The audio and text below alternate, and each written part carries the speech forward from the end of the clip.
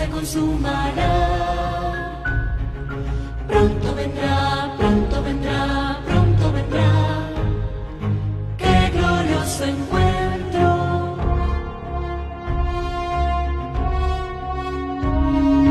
Muchos han dicho en su nombre, soy el Cristo. Guerras, rumores de guerras oímos ya. Pronto vendrá, sí, pronto vendrá. ¡Qué glorioso encuentro!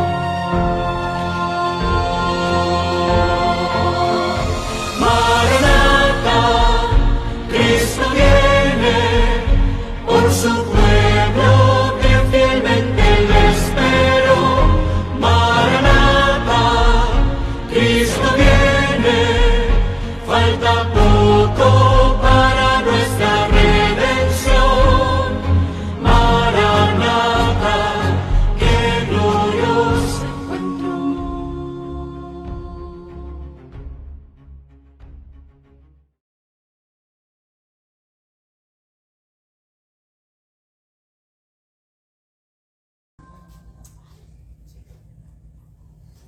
Buenos días, mis queridos hermanos. Gracias a Dios por un sábado más aquí en su santa casa de adoración. Gracias le damos al Señor por la presencia de cada uno de ustedes y porque cada sábado venimos aquí a la casa de Jehová para bendecir, adorar su santo y bendito nombre y también para poder estudiar la palabra de Dios y así cada día poder crecer más en su gracia. Me gozo por la presencia de cada uno de ustedes y también por aquellos hermanos que no pudieron estar hoy con nosotros, que sabemos que están enfermos, pero gracias le damos al Señor porque a través de las redes sociales se conectan para poder escuchar la palabra de Dios. También quiero extenderle una cordial bienvenida a los hermanos que también a través de las redes sociales nos ven y que cada sábado están con nosotros también para estudiar la palabra de Dios y compartir juntos y así poder crecer en la gracia. Les extiendo a todos aquellos hermanos que siguen a la Iglesia Adventista Libre de Maranata a través de las redes sociales una cordial bienvenida y gracias también por compartir nuestros temas valiosos de verdad presente, estos temas que nos ayudan a preparar a un pueblo para la segunda venida de Cristo Jesús. Hoy tenemos un tema muy especial y el tema que hoy tenemos se titula Reviviendo antiguas herejías, los nicolaitas modernos. Hoy vamos a estudiar acerca de los nicolaitas. Vamos a ver quiénes son esos nicolaitas y vamos a ver cuáles son estas antiguas herejías que hoy están reviviendo. Hoy el estudio, les prometo que va a ser un estudio bastante interesante.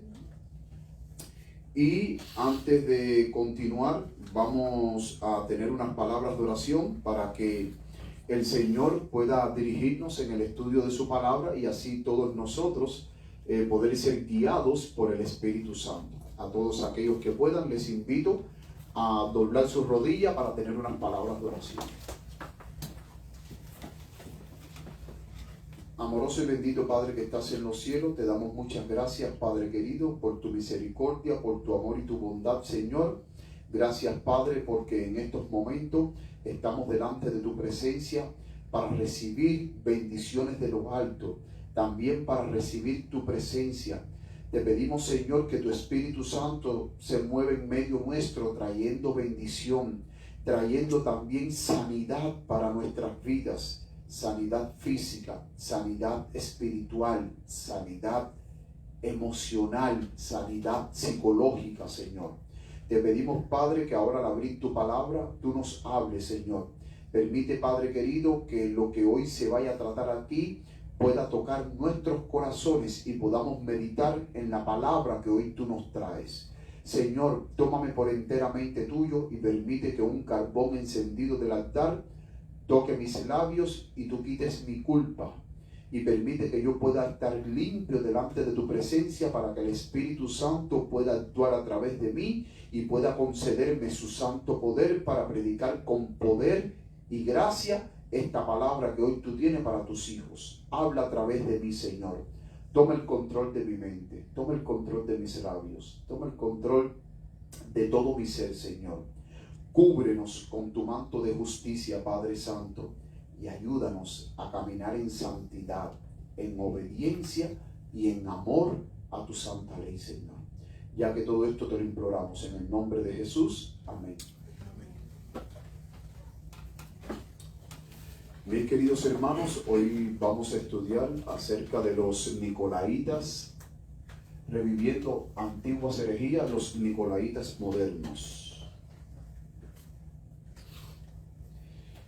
El versículo de memoria, Apocalipsis, capítulo 2, versículo 6, es el versículo introductorio en la cual vamos a basar todo nuestro estudio.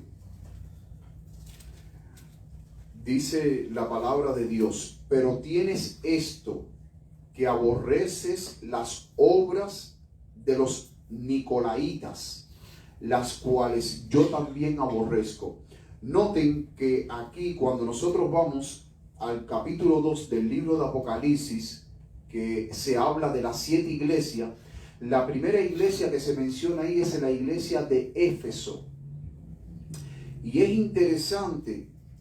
interesante que la iglesia de Éfeso, y que ya nosotros estudiamos anteriormente, la iglesia de Éfeso va del año 31 hasta el año 100, la iglesia apostólica. Era una iglesia pura. De hecho, si nosotros vamos a la palabra de Dios en Apocalipsis capítulo 6, y por favor abran sus Biblias en Apocalipsis capítulo 6.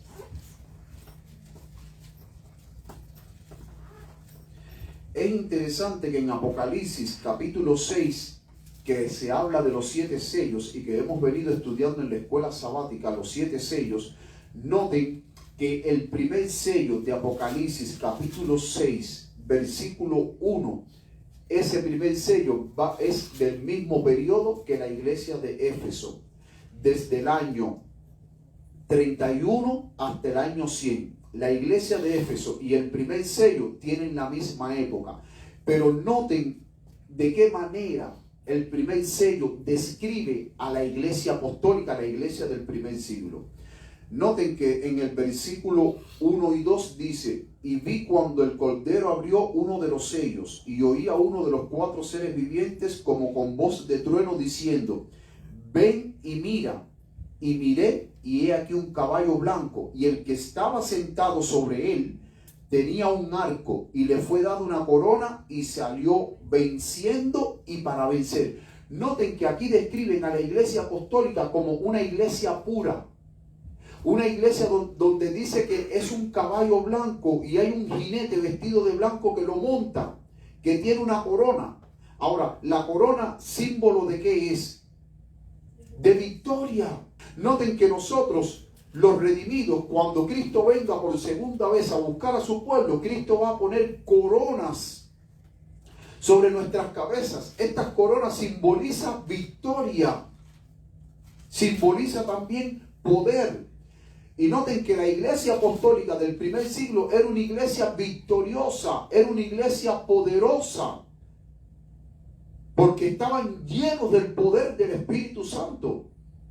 Pero también era una iglesia pura, porque dice que la describen un caballo blanco y un jinete blanco, y el blanco representa la pureza.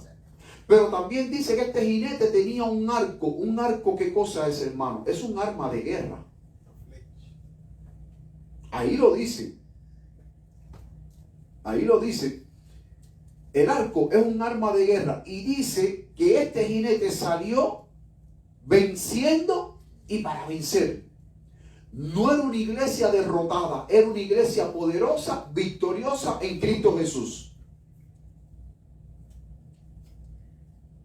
Entonces, la primera iglesia, que es la iglesia de Éfeso, noten que ahora Dios dice: pero tienes esto, que aborreces las obras de los nicolaitas, las cuales yo también aborrezco. La iglesia del primer siglo, mis queridos hermanos, aborrecía las obras de los nicolaitas.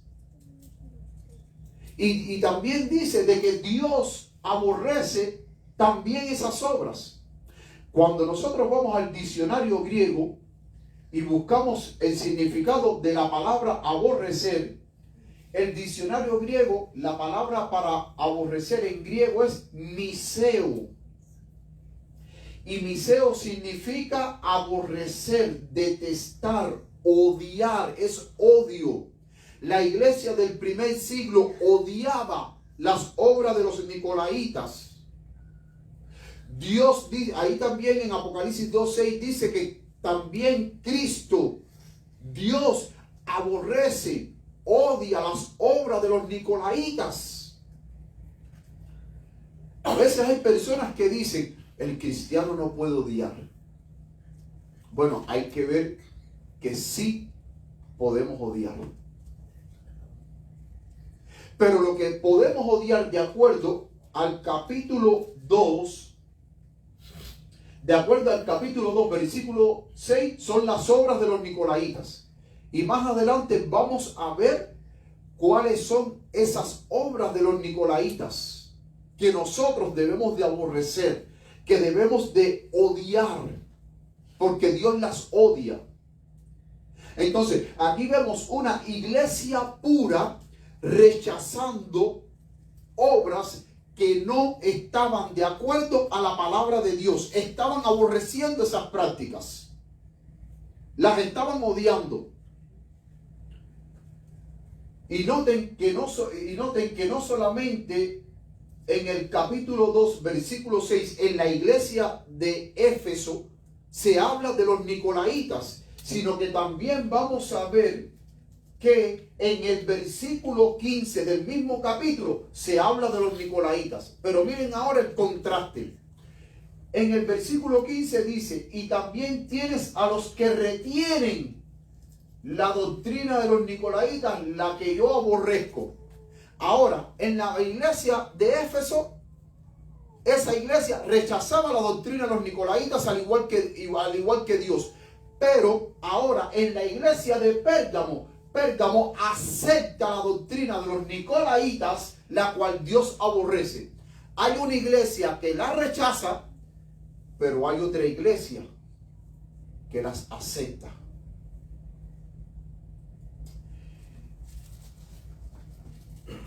Miren esta imagen aquí. La iglesia de Éfeso, como bien habíamos dicho en Apocalipsis capítulo 2 del 1 al 7, va del año 31 al año 100 de nuestra era. Y era una iglesia fiel y trabajadora, guardaba la doctrina, amor y perseverancia, perseguida pero no abandonó la fe, y aborrecían la obra de los nicolaitas. La iglesia de Éfeso, la iglesia del primer siglo. Ahora, la iglesia del cuarto siglo, que es la iglesia de Pérgamo, Apocalipsis capítulo 2, pero del 12 al 17, va desde el 312 hasta el 538. Entonces es aquí en Pérgamo donde se acepta la doctrina de los nicolaitas.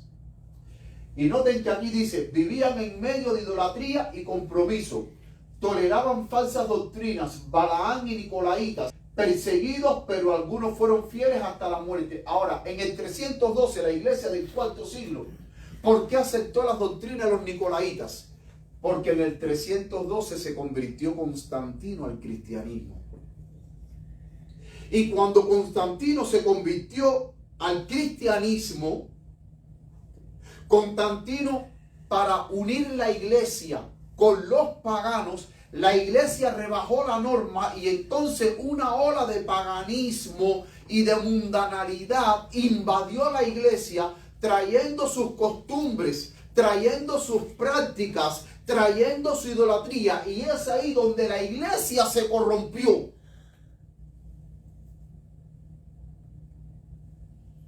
La iglesia del primer siglo la iglesia del primer siglo rechazó la obra de los nicolaitas. Y más adelante vamos a ver cuál era la doctrina de los nicolaitas. Pero la iglesia del cuarto siglo, la iglesia de Pérgamo, la aceptó. Una iglesia la rechazó y la otra iglesia la aceptó. Y fue en este tiempo cuando Constantino se convirtió al cristianismo. Ahora, hay mucha especulación en cuanto a quién fue Nicolás, porque Nicolaíta viene del nombre Nicolás. Según hay teólogos que creen que este Nicolás, el cual sus seguidores seguían su doctrina, algunos creen que fue Nicolás, uno de los 7 diáconos que fueron elegidos en la iglesia primitiva. Cuando nosotros vamos a Hechos capítulo 6, versículo 5, miren lo que nos dice. Agradó la propuesta a toda la multitud y eligieron a Esteban, varón lleno de fe y del Espíritu Santo, a Felipe, a Procoro, a Nicanor, a Timón, a Parmenas y a Nicolás, prosélito de Antioquía. Entonces, hay muchos teólogos, no hay nada confirmado. Esto lo que yo le estoy diciendo son, pudiéramos decir que son especulaciones. No hay nada confirmado. Pero hay algunos que creen que la doctrina de los nicolaitas eran de aquellos que fueron seguidores de Nicolás, uno de los 7 diáconos elegidos, y que era prosélito de Antioquía.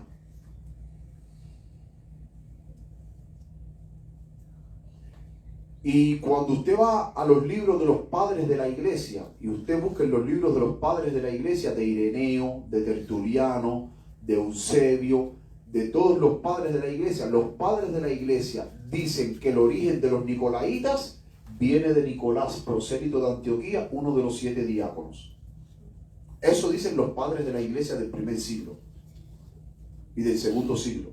Ahora, no hay una evidencia concreta, o pudiéramos decir bien contundente, que realmente se crea que los nicolaitas venían de Nicolás, prosélito de Antioquía. No hay nada probado, solamente hay especulaciones y la gente se basa en este texto. Hay otros que creen que posiblemente haya sido otro Nicolás y no este Nicolás, que fue uno de los 7 diáconos. Ahora, ¿cuál era la doctrina de los nicolaitas que la iglesia de Éfeso del primer siglo rechazó, pero la iglesia del cuarto siglo, la iglesia de Pérgamo, aceptó? Miren cuál era la doctrina de los nicolaitas. Si vemos aquí en esta cita de la mensajera del Señor, Señales de los Tiempos, febrero 25 de 1897, párrafo 6 dice: pero ahora se enseña, escuchen bien, pero ahora se enseña en gran medida la doctrina de que el Evangelio de Cristo ha hecho inútil la ley de Dios. O sea, hay personas que dicen de que ya si usted está en Cristo Jesús, usted no tiene por qué guardar la ley, porque ya usted ha sido salvo. Enseñan que la ley fue anulada, principalmente el vasto mundo protestante, evangélicos, bautistas, metodistas, te dicen, no, la ley ya no hay que guardarla, eso está abolido. Ya lo único que hay que hacer es creer en Cristo, solamente nada más. Cristo lo hizo todo por ti en la cruz del Calvario. Usted no tiene que hacer nada. Entonces, hoy el evangelio moderno enseña de que el evangelio de Cristo anula la ley de Dios. Pero el mismo Cristo, cuando vino, el mismo Cristo, de acuerdo a la palabra de Dios, si usted va al libro de Mateo, Cristo dijo, yo no he venido a abolir la ley, yo lo que he venido a cumplirla. Hermano, y noten que sigue diciendo la cita, que al creer somos liberados de la necesidad de ser hacedores de la palabra. Y eso es lo que hoy los grandes evangelistas te dicen: cree, solamente cree. Cree en Jesucristo. Jesucristo salva. Pero no es solamente creer, mis hermanos, es creer, pero también debemos de ser hacedores de la palabra de Dios. Sigue diciendo la cita. Pero esta es la doctrina de los nicolaitas. ¿Cuál es la doctrina de los nicolaitas? Desechar la ley de Dios. Y cuando usted desecha la ley de Dios, ¿qué parámetro usted tiene, mis queridos hermanos, para saber qué es lo que es pecado y qué es lo que no es pecado? Si usted desecha la ley de Dios, mis queridos hermanos, usted está desechando lo que le está diciendo a usted lo que es pecado, porque en temas anteriores habíamos dicho que la ley señala el pecado. Por medio de la ley es el conocimiento del pecado. Y mis queridos hermanos, si la ley de Dios pudiera haber sido abolida, hermanos, Cristo no hubiera venido a morir por nuestros pecados. Pero si Cristo murió por nuestros pecados es porque la ley se mantiene vigente y eterna y no puede ser cambiada. Si la ley hubiera podido ser cambiada, Cristo la hubiera cambiado en el momento que Adán y Eva hubieran pecado. Y así Cristo se hubiese ahorrado el trabajo de venir a este mundo a morir por mis pecados. Pero la ley es inalterable, porque Dios es inmutable y su santa ley es inmutable, no puede cambiar. Amén. Así como Dios no cambia. Y esa es la doctrina de los nicolaitas. Entonces, cuando usted dice cree solamente en Jesucristo, pero usted no tiene que ser hacedor de la palabra de Dios, usted está abriendo las puertas al mal. Usted está abriendo las puertas a vivir en un evangelio falso de que usted cree en Jesucristo, pero a través de su conducta usted hace lo que le da la gana, vive como un mundano.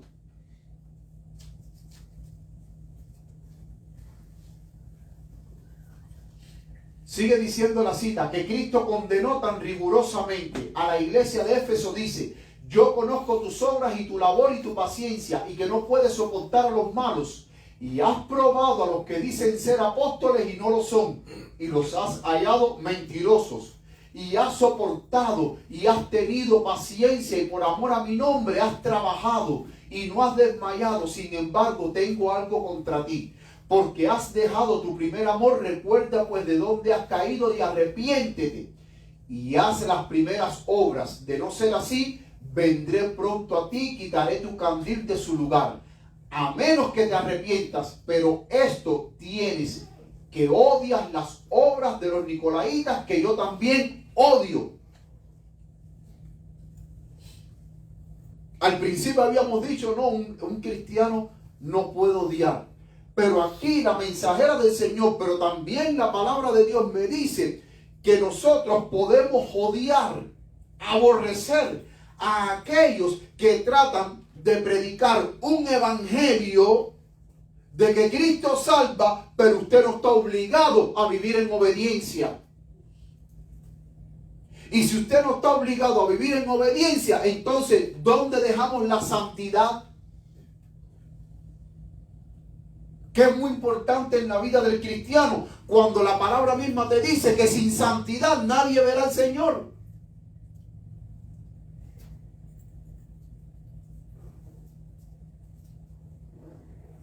Pero hoy en día el evangelio moderno se enfoca en solamente creer,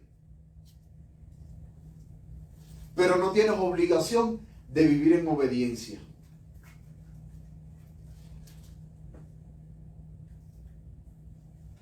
Sigue diciendo esta cita, Señales de los Tiempos, febrero 25 de 1897. Aquellos que están enseñando esta doctrina hoy tienen mucho que decir respecto a la fe y la justicia de Cristo, pero pervierten la verdad y la hacen servir a la causa del error. Por eso, mis queridos hermanos, cualquier hermano de cualquier denominación, aun si sea adventista, si le dice a usted que usted no tiene que guardar la ley, que si la ley no cumple ninguna función, que nosotros vamos a estar, porque les voy a decir una cosa, cuando ellos dicen de que nosotros no podemos guardar la ley, recuerden que están diciendo de que usted va a seguir pecando hasta que Cristo venga, porque usted no puede. O sea, parece que el poder de Cristo es tan ineficiente, es tan ineficaz, que Cristo no puede ayudarlo a usted a vivir en obediencia y a vencer a aquellos pecados que lo están destruyendo a usted. Y que al mismo tiempo Dios aborrece el pecado. Esa es la doctrina de los nicolaitas. Es la doctrina del libertinaje. Cree en Cristo, pero vive como tú quieras.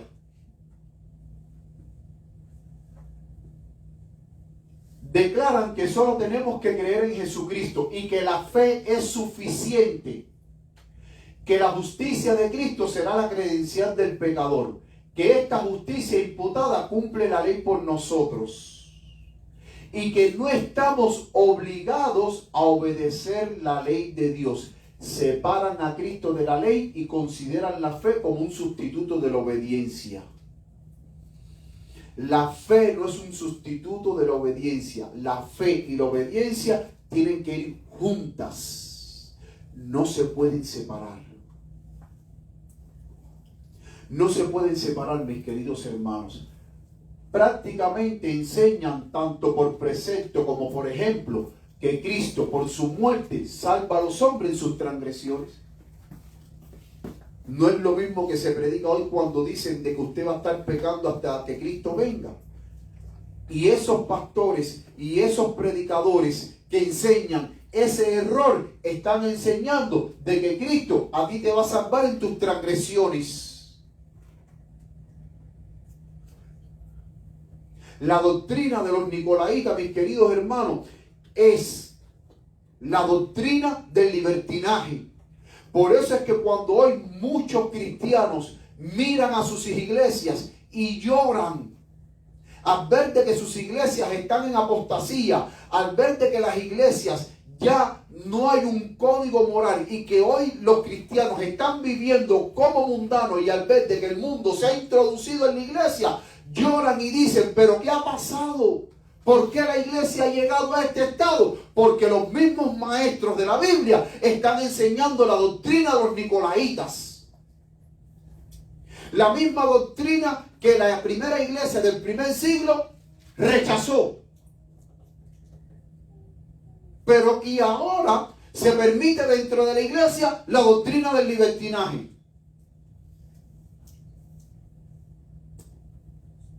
Y así mismo los predicadores te dan la falsa esperanza de que Cristo te va a salvar así como tú estás, viviendo en transgresión. No importa, Cristo te va a salvar. ¿De qué manera Cristo te va a salvar de tus transgresiones si tú mismo estás enseñando de que vamos a vivir en transgresión hasta que Cristo venga?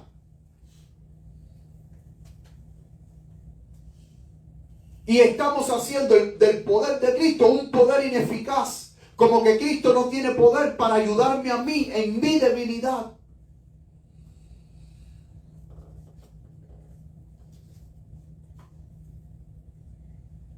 De que Cristo no puede ayudarme en mi debilidad. Y entonces por eso que hoy hay hermanos que lloran al ver la situación deprimente en la cual hoy se ven en las iglesias. Pero si eso es lo que se está enseñando. Esa antigua doctrina nicolaíta de siglos atrás es la doctrina que hoy se está enseñando, la doctrina del libertinaje.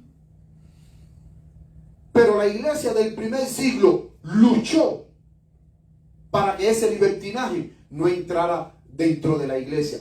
Noten que aquí en la palabra de Dios, en San Judas, capítulo 1, versículo 4, miren lo que dice. Porque algunos hombres han entrado encubiertamente, los que desde antes habían sido destinados para esta condenación. Hombres impíos que convierten en libertinaje la gracia de nuestro Dios. Entonces, significa, mis queridos hermanos, que estos hombres que entran a la iglesia y enseñan, que convierten en libertinaje la gracia de Dios, que son hombres impíos. Son hombres impíos, hombres que están condenados a la destrucción. Por eso es que hoy el cristiano más que nunca tiene que estudiar la palabra para saber y poder detectar el error y conocer la verdad.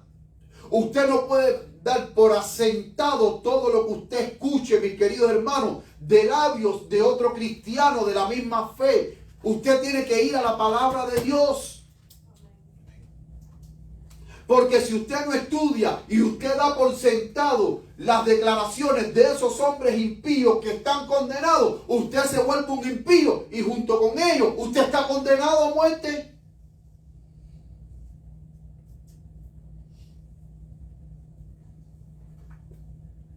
De nuestro Dios y niegan a Dios, el único soberano, y a nuestro Señor Jesucristo. Cuando usted convierte la gracia de Dios en libertinaje, usted está negando a Dios. Usted está negando a nuestro Señor Jesucristo.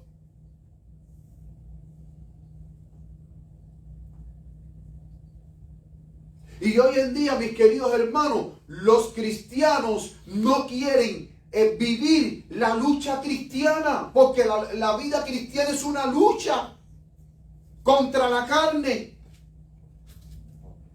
contra la mente, que constantemente el diablo nos pone malos pensamientos en nuestras mentes. Es una lucha, es una agonía que usted tiene que luchar para someter la carne a la voluntad del Espíritu y hacer las obras del Espíritu. Pero cuando usted dice que usted no puede guardar la ley, pues entonces es más fácil, ¿qué cosa? Darle rienda suelta a la carne y no luchar.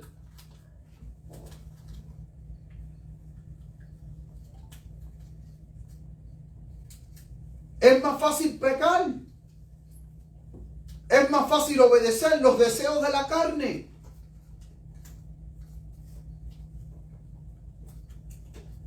Pero cuán difícil es, y no es imposible. Y no es imposible. Es difícil, pero no imposible. Luchar, mis queridos hermanos, contra los deseos de la carne. Someter a la carne a la voluntad del Espíritu. Poner la carne bajo la servidumbre del Espíritu. Y que sea el Espíritu de Dios que someta a la carne a la voluntad de Dios. Para que usted no viva satisfaciendo los deseos de la carne, sino viva satisfaciendo los deseos del Espíritu. Pero el cristiano moderno no quiere entrar en esa lucha. Porque en la lucha contra la carne usted tiene que vivir en oración. Usted tiene que vivir en alerta. Pero cuando usted no entra en esa lucha, en esa batalla, mis queridos hermanos, entonces no ora, no estudia y por consiguiente su vida espiritual se derrumba y va completamente al piso. Entonces, cuando su vida espiritual se derrumba, todas las herejías que vengan, usted las va a aceptar como palabra de Dios, como prácticas de Dios. Porque hay prácticas que no están aprobadas por la palabra de Dios ni por el espíritu de profecía, pero se hacen pasar como que, esto es voluntad de Dios. Esto es plan de Dios.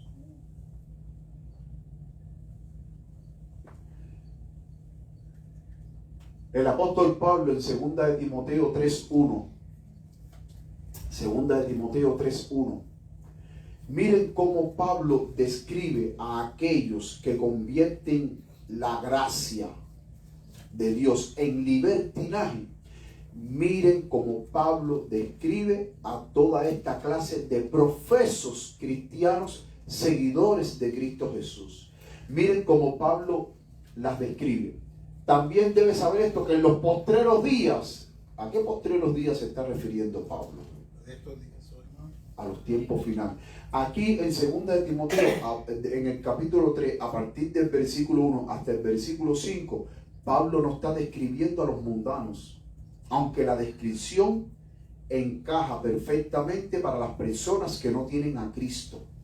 No, Pablo en 2 de Timoteo, en el capítulo 3 del 1 al 5, él está describiendo a los cristianos de estos tiempos.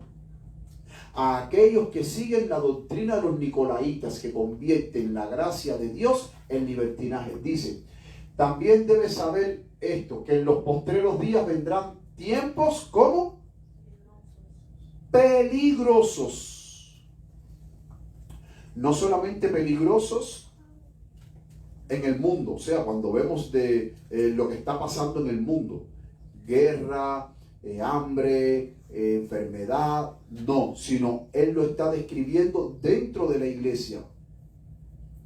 Tiempos peligrosos dentro de la iglesia en estos últimos días.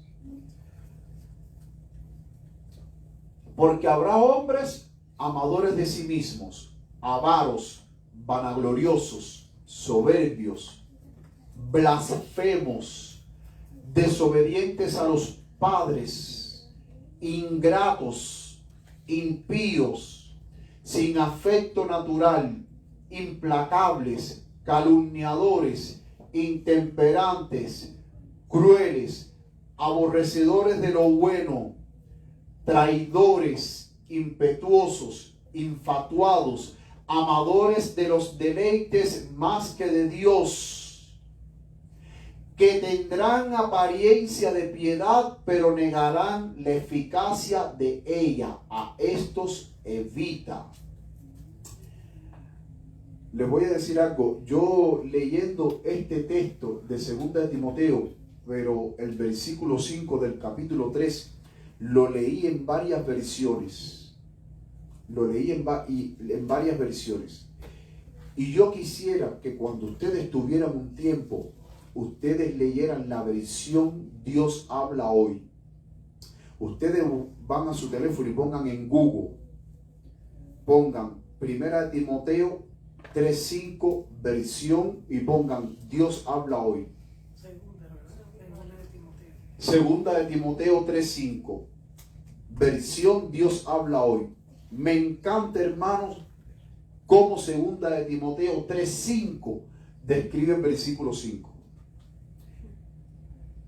Noten que aquí dice que tendrán apariencia de piedad. Si alguien me lo pudiera buscar y me lo pudiera decir para que vean cómo en la versión Dios habla hoy se describe este versículo. Para que ustedes vean, si alguien lo busca, por favor. Noten que en la versión Dios habla hoy dice, tendrán apariencia de ser muy religiosos. Aparentarán ser muy religiosos, pero con sus hechos negarán el verdadero poder de la religión. No tengas nada que ver con esa clase de gente. Noten que dice que aparentarán ser muy religiosos. Porque, mi hermano, la palabra piedad es aplicada a aquellos que son cristianos, a aquellos que son religiosos. Entonces, la versión Dios habla hoy dice que tendrán apariencia de ser muy religiosos, pero negarán con sus hechos el poder de la religión. Y dice a esta clase de personas, que dice, evita. Porque si usted va camino al cielo cada día practicando y ejerciendo el temor en la santidad, ¿cómo usted se va a unir con cristianos que Pablo dice en 2 de Timoteo 3 del 1 al 5 que son implacables, traidores, sin afecto natural, desobedientes, crueles? ¿Cómo usted se va a unir con esa clase de gente? ¿Qué le va a aportar esa gente a usted, hermano? ¿Le va a aportar algo bueno a su vida espiritual? No. Por eso Pablo dice, esa clase de cristianos, evítalos. No los escuches, no ande con ellos, porque ellos no van a aportar nada bueno a tu vida espiritual. Al contrario, van a tratar de alejarte de Cristo, porque esa descripción que da Pablo de los cristianos de estos últimos tiempos son personas que están alejadas de Cristo, que no tienen a Cristo. Y si no tienen a Cristo, ¿con quién están caminando? Con el diablo. Están caminando con el diablo. Y mis queridos hermanos, para los tiempos que estamos viviendo, Dios quiere, mis queridos hermanos, de que el pueblo, los verdaderos seguidores de Cristo, sean ya, a partir de ahora, se distingan. Los verdaderos adoradores de Cristo versus falsos seguidores de Cristo. Tiene que haber una distinción. No puede haber una amalgama. Dios no quiere que su pueblo esté amalgamado con cristianos, supuestos cristianos, pseudo cristianos, que realmente no aman a Dios y que no tienen respeto por la palabra de Dios y que no tienen respeto por la ley de Dios. No lo digo yo, hermano, lo dice Pablo, inspirado por el Espíritu de Dios. Él dice, a esto se evita. Apártate. Porque esa clase de personas van a manchar tu santidad. El mensaje del tercer ángel, mis queridos hermanos, dice la mensajera del Señor, es un mensaje de separación entre los leales que guardan los mandamientos de Dios y los infieles que aborrecen la ley de Dios. Es un mensaje de separación. Por eso es que la mensajera del Señor en el libro primero escrito dice que la obra del tercer ángel es una obra terrible. Porque la obra del mensaje del tercer ángel es una obra de separación del trigo de la cizaña. Porque si vamos camino para el cielo, mis queridos hermanos, nosotros no podemos estar caminando con personas que no tienen temor de Dios. ¿Saben cuál fue el fallo del pueblo de Israel cuando salió de Egipto? De que cuando el pueblo de Israel salió de Egipto, junto con ellos salieron egipcios. Y esa multitud mixta era la que hacía pecar al pueblo.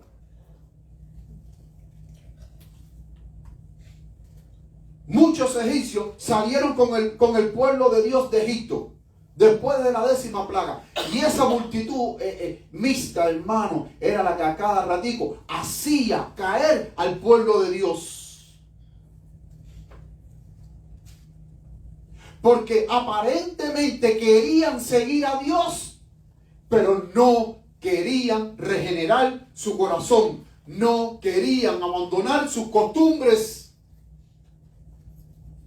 impías que habían adquirido en Egipto. Y cuando se fueron con el pueblo de Israel, se fueron con todas esas costumbres. Y hoy Dios no quiere una multitud mixta. Hoy Dios quiere ver un pueblo santo, un pueblo preparado, lleno del poder del Espíritu Santo, preparado para los acontecimientos finales. Amén. Por eso es que Judas, miren lo que dice Judas. Judas capítulo 1 versículo 3. Amados, por la gran solicitud que tenía de escribiros acerca de nuestra común salvación, me ha sido necesario escribiros, exhortándoles, rogándoles que contiendan ardientemente por la fe que ha sido una vez dada a los santos. Por eso es que la iglesia del primer siglo era una iglesia que contendía por la fe y no permitía que la doctrina de los nicolaitas entrara a la iglesia. Ellos no permitían que ese libertinaje invadiera la iglesia, rechazaron, evitaron la iglesia del primer siglo. ¿Por qué? Porque contendían ardientemente por la fe. Había un celo por la palabra de Dios y por las cosas de Dios que ellos no podían permitir que ningún elemento discordante entrara a la iglesia a perturbar la fe pura de los santos. Y esa es la exhortación, hermanos, que hoy Judas nos da. Contiende ardientemente. Y no lo está diciendo un hombre común y corriente, no. Lo está diciendo un hombre cuyas palabras fueron inspiradas por el Espíritu de Dios. Contiende por la fe pura. Hay herejía, no te quedes callado. Hay error, no te quedes callado. Habla, denuncia el error. Porque cuando tú no denuncias el error, tú te haces copartícipe con el error. Y ese error que tú no denuncias va a arrastrar a miles a la perdición.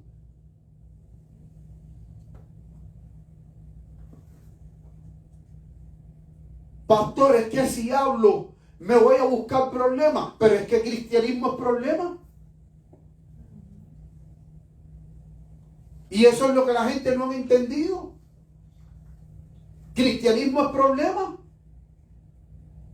Si el cristianismo no fuera problema, hermano, los cristianos del primer siglo no hubieran sido perseguidos por su fe. Cristianismo es batalla. Si el mismo Jesucristo lo dijo, no penséis que yo he venido a traer paz. ¿Qué vino a traer Jesucristo? Dice, no penséis que yo he venido a traer paz. Yo he venido a traer espada. Yo he venido a traer disensión. Yo he venido a traer problemas. ¿Saben por qué? Porque cuando tú aceptas el Evangelio, los principios del Evangelio, los principios de Dios están en contra de los principios de los hombres que no temen a Dios. Y ya ahí, ya hay un conflicto. Hay un conflicto. En el tiempo del fin no vamos a entrar en la última batalla final. En el tiempo del fin no va a haber un conflicto grande entre los mandamientos de Dios y los mandamientos de los hombres. En el tiempo final, cuando la gracia se cierre, los impíos no nos van a perseguir para querernos matar. Eso lo dice Apocalipsis. Cuando la imagen de la bestia imponga la falsa adoración, hay una guerra. Entonces, si a usted no le gustan los problemas, si a usted no le gusta la guerra, hermano, usted está en la religión equivocada. Usted está en la religión equivocada. Porque en el tiempo del fin, a los 144,000 le van a querer arrancar las cabezas y los van a perseguir. Y es Dios el que va a intervenir para que no toquen a sus santos, para liberar a sus santos. Pero es problema. Entonces, cada vez que yo veo a algún hermano de la iglesia que me dice, ay no, porque yo no estoy para buscarme problemas, hermano, usted está en la religión equivocada. Métase entonces a budista en un templo a rezarle ahí a Buda, que eso es una religión de paz y no tiene conflicto con nadie. Es ahí donde usted realmente debe estar. En un templo budista. Se rapa la cabeza, se pone los trajes que ellos se ponen y está día, tarde y noche rezando la Buda. No hay problema. Pero si usted está en el cristianismo, esto es guerra, es un constante conflicto contra Satanás, contra sus huestes, contra el error. Porque es que la palabra de Dios me dice a mí, Apocalipsis 12:17, de que Satanás se fue a hacer guerra. Satanás no fue a jugar con los descendientes de la mujer. Satanás no fue a divertirse con los descendientes de la mujer. Satanás no fue a vivir en paz con los descendientes de la mujer. Apocalipsis 12:17 me dice que el dragón se fue a hacer guerra. ¿Contra quiénes?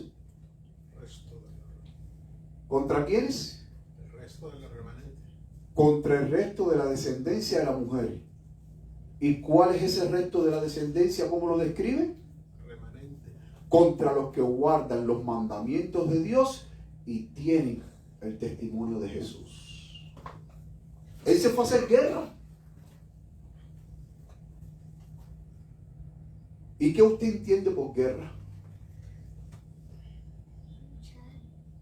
En una guerra, o cuando usted va a una guerra, es a matarse. O usted mata o lo matan a usted.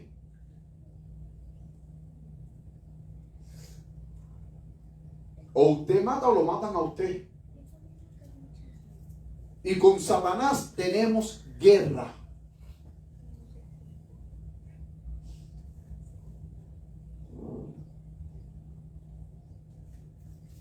Miren lo que dice esta cita de la mensajera del Señor. Review and Herald, junio 7 de 1887. Es nuestro trabajo conocer nuestras faltas y pecados especiales, los cuales causan oscuridad y debilidad espiritual y apagan nuestro primer amor. ¿Es mundanalidad? ¿Es egoísmo? ¿Es el amor a la autoestima? ¿Es esforzarse por ser el primero? ¿Es el pecado de la sensualidad que está intensamente activo? ¿Es el pecado de los nicolaitas convirtiendo la gracia de Dios en lascivia? Noten que ahora ella dice que la doctrina de los nicolaitas o el pecado de los nicolaitas no es solamente el libertinaje, sino también ahora es la lascivia también.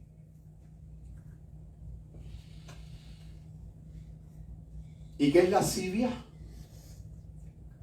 Desenfreno, sensualidad, tiene que ver también con el sexo. ¿Será que esto estará pasando en la iglesia? Que hay lascivia.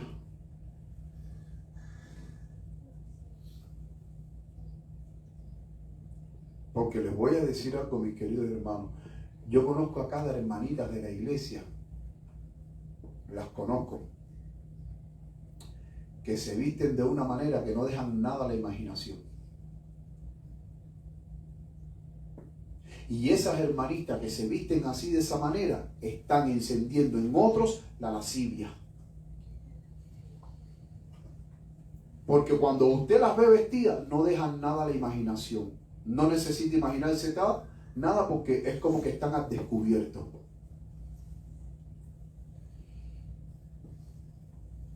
Y están haciendo caer hermanos y viceversa. Y viceversa.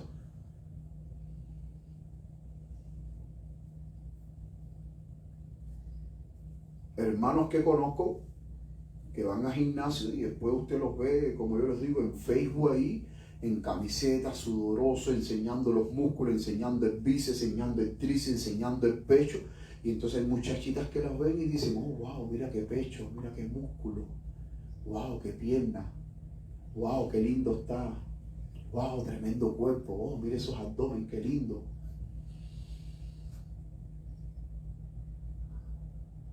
O sea que por ambas partes, tanto por muchachos como por muchachas, mis queridos hermanos, se está encendiendo, están haciendo encender en la lascivia, la lujuria. Porque vuelvo y repito, la mensajera del Señor dice que aquellos que dicen que no hay que guardar la ley de Dios, eso es doctrina nicolaíta, pero también ella dice que la doctrina nicolaíta es la lascivia.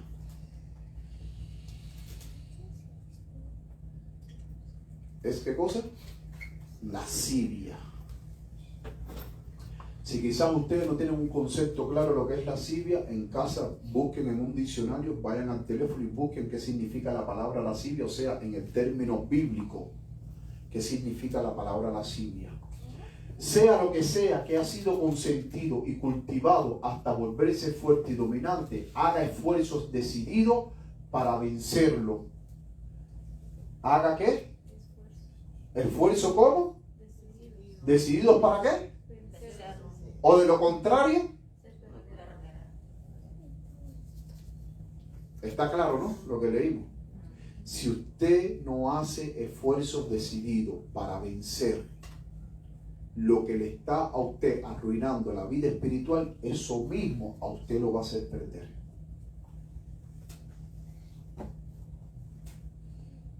A usted lo va a hacer perder. Miren lo que dice el libro Fe y Obras, página 30, párrafo 3. La doctrina que enseña la libertad a través de la gracia para quebrantar la ley es un engaño, ¿qué? Fatal. Es un ¿qué? Engaño fatal. Todo transgresor de la ley de Dios, ¿qué es?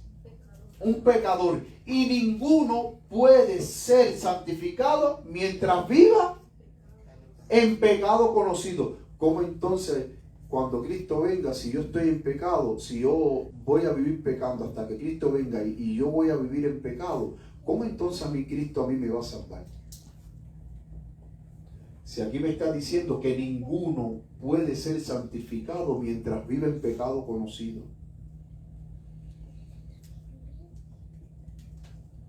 Hermano, el espíritu de profecía es claro. No hay que ir a una universidad para entender a la hermana White. No hay que pasar en una universidad 4 ni 5 años estudiando para poder entender. El espíritu de profecía es claro. ¿Qué parte de esta cita ustedes no entienden? Díganmelo con sinceridad. Díganmelo con sinceridad. ¿Está claro o no está claro? Está claro. El espíritu de profecía es claro. Pero lo que hay es que tener tiempo para poder leer a la mensajera del Señor. Porque mientras que usted no lea a la mensajera del Señor, usted no va a saber si la persona que se para aquí a hablar está diciendo mentira o está diciendo verdad. Hay que sacar tiempo. Hay que sacar tiempo. Miren lo que dice esta otra cita. Fe y Obras, página 95. Jesús murió para salvar a su pueblo. ¿De qué? ¿Para qué murió Jesús? Pero si yo voy a estar pecando hasta el día en que Cristo venga, ¿cómo entonces Jesús va a salvar? Jesús murió para salvar a su pueblo de sus pecados. Y la redención en Cristo, miren lo que significa la redención en Cristo, significa cesar la transgresión de la ley de Dios y estar libre de algunos pecados. ¿Cómo? Y estar libre de todo pecado. Hermano, con Dios, escúchenme bien, con Dios es todo o nada. Con Dios no es o todo o algunas cosas, no, o todo o nada. Noten que la séptima iglesia, la iglesia de Odisea, Dios dice, ojalá fuese frío, ojalá fuese caliente, pero como no eres ni frío ni caliente, eres tibio, te voy a vomitar de mi boca. Con Dios no hay término medio, no existe. Hay gente que dice, bueno, sí, blanco, negro y el gris en el medio. No, con Dios es o blanco o negro, o frío o caliente, o todo o nada, o sí o no. Con Dios no hay quizás, es o sí o no. Con Dios no existe quizás o tal vez. Como hay cristianos que usted habla con y dice, bueno, quizás o tal vez. No, no, con Dios no existe ni quizás ni tal vez. Habla claro. O sí o no. No me venga con sí, quizás, tal vez, bueno. Con Dios usted no puede tener ese término medio.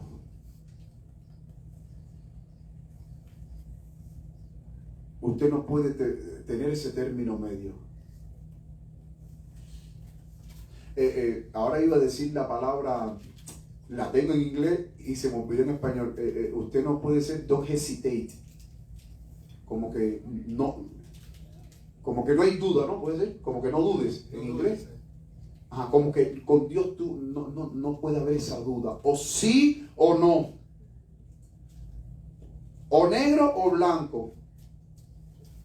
No me metas en gris. O negro o blanco. Por eso es que aquí dice que y la redención en Cristo significa cesar la transgresión de la ley de Dios y estar libre de todo. no de algunos, de todo pecado. Ningún corazón que esté agitado por la enemistad contra la ley de Dios está en armonía con Cristo. Ningún corazón que esté agitado por la enemistad contra la ley de Dios está en armonía con Cristo, quien sufrió en el Calvario para reivindicar y exaltar la ley ante el universo. Mis queridos hermanos, esta antigua herejía que no se permitió en la iglesia del primer siglo, pero sí se permitió en la iglesia del cuarto siglo, en la iglesia de Pérgamo, hoy se está permitiendo dentro de las iglesias, la doctrina de los nicolaitas, que sutilmente se ha infiltrado.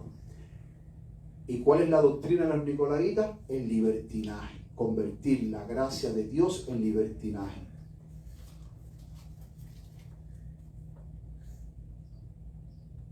Noten que el apóstol Pablo dijo, ¿qué pues diremos? ¿Pecaremos porque no estamos bajo la ley, sino bajo la gracia? Él dice, en ninguna manera. Si estamos bajo la gracia, vivamos bajo la gracia en victoria.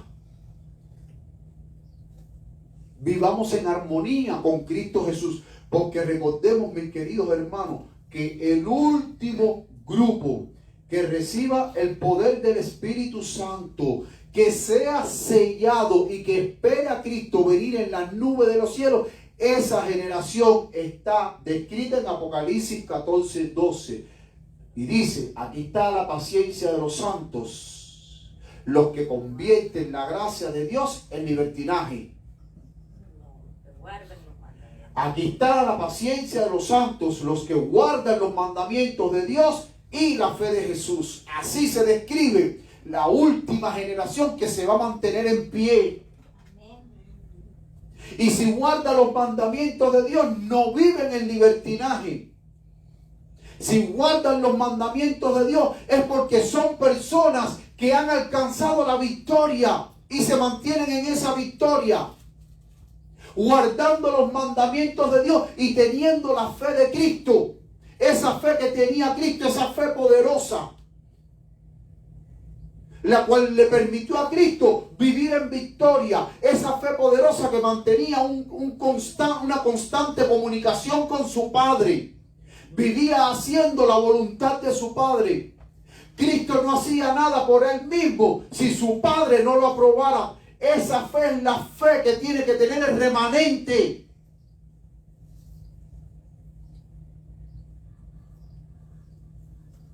Porque cuando usted vive en obediencia, usted está en armonía con Cristo.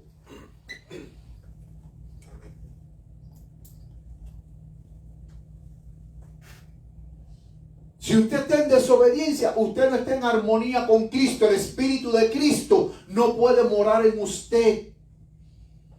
Y como habíamos visto anteriormente en la cita, en las citas anteriores, usted no puede ser santificado si usted está viviendo en una abierta transgresión a la ley de Dios, pero está enseñando a la iglesia. Hermano, hace falta obediencia si vamos a estar pecando hasta el día en que Cristo venga. Yo vi un video que lo voy a compartir con ustedes, o yo no sé si yo lo compartí con ustedes. Un famoso pastor que todo el mundo admiramos y admiramos sus prédicas, y en ese videito que voy a compartir con ustedes en unos minutos, este pastor está en contra de la teología de la última generación, está en contra de que va a haber una generación final que va a guardar por fe y por la gracia de Cristo los mandamientos de Dios. Y entonces en ese video él termina diciendo, tenemos una naturaleza pecaminosa, así que no te dé temor pecar. Así lo dice. Y cuando ustedes vean a ese predicador, ustedes se van a quedar con la boca abierta. Y cuando a mí me mandaron ese videito que yo lo vi, ¿saben por qué? A mí no me sorprendió nada, porque la mensajera del Señor dice que grandes estrellas que una vez nosotros admiramos, ¿qué va a pasar? Se van a apagar en la oscuridad. Grandes estrellas que una vez nosotros admiramos, que hasta con sus predicaciones llorábamos y decíamos, ese pastor tiene el Espíritu de Dios, y ese pastor qué maravilloso, y ese pastor, y cuando venía a algún lugar a predicar, hasta las iglesias iban a otra iglesia a querer escuchar a ese pastor. Ahora ese pastor está diciendo, no te dé temor, por tanto, como tú tienes una naturaleza pecaminosa, no te dé temor pecar. Y voy a compartir ese video con ustedes. Pero la mensajera del Señor dice que grandes estrellas que una vez nosotros admiraríamos caerían. Por eso, mis queridos hermanos, maldito el hombre que ponga su confianza en el hombre. Mi confianza está puesta, miren, aquí, en la bendita palabra de Dios que no falla. En esta bendita palabra de Dios. Mi confianza no está puesta en ningún hombre, que por muy lindo que predique, que por mucho estudie que predique, no, aquí. Amén. Esta es la que nunca te va a fallar, aquí.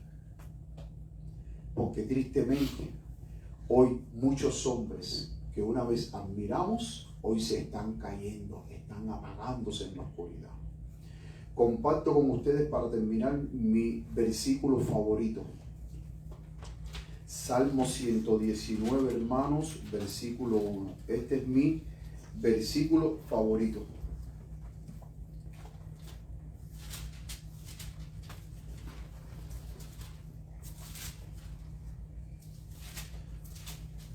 Noten que la Biblia describe al remanente de Dios como que guardan los mandamientos de Dios y tienen la fe de Jesús. Miren Salmos 119, versículo 1. Este es el versículo mío favorito. Dice, bienaventurados, ¿y qué significa bienaventurados? Que ya lo hemos dicho. Felices. Hermano, ¿usted quiere ser feliz? ¿Quién no quiere ser feliz aquí? Que levante la mano el que no quiera ser feliz. Todos queremos ser felices. Dice, bienaventurado, eso es lo que significa la palabra bienaventurado en el idioma original. Cuando usted lo traduce es felices, los perfectos de camino. Hermanos, ¿y quiénes son los perfectos de camino? Dice, los que andan en la ley de Jehová. Felices los perfectos de camino. ¿Y quiénes son los perfectos de camino? Los que andan pecando, los que andan viviendo en completa transgresión a Dios. No, dice, los que andan en la ley de Jehová. ¿Y qué es andar en la ley de Jehová? Es obedecer. Y miren lo que dice el versículo 2. Bienaventurados los que guardan sus testimonios y con todo el corazón le buscan. Y miren lo que dice el versículo 3. Pues no hacen iniquidad los que andan en sus caminos.